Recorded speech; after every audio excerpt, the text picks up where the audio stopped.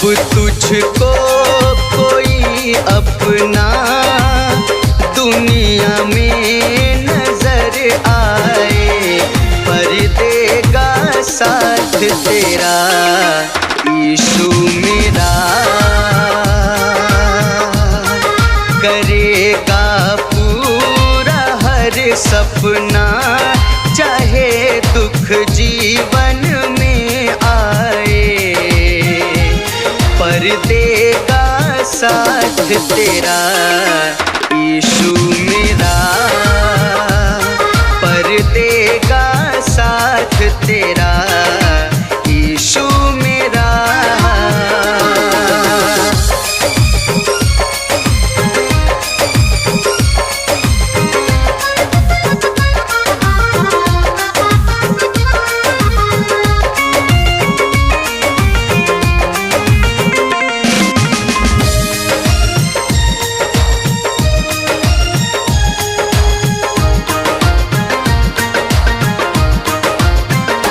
मुझे बीते दिन हैं याद, जब खुशियाँ थी ओझल सी,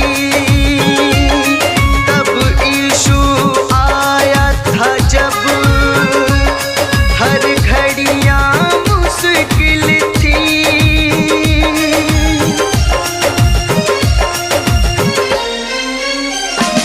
मुझे बीते दिन हैं याद, खुशियाँ थी ओझल सी, तब यीशु आया था जब हर घड़ियाँ मुश्किल थी।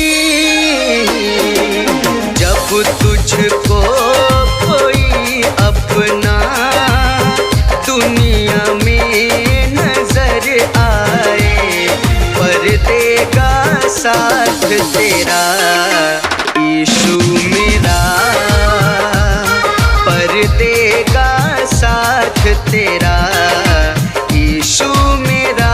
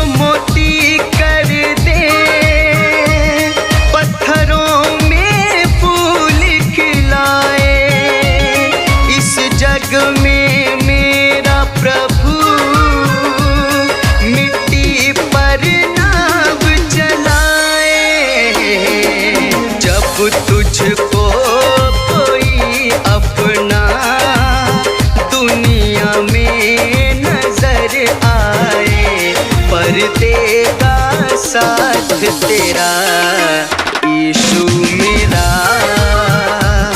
पर्दे का साथ तेरा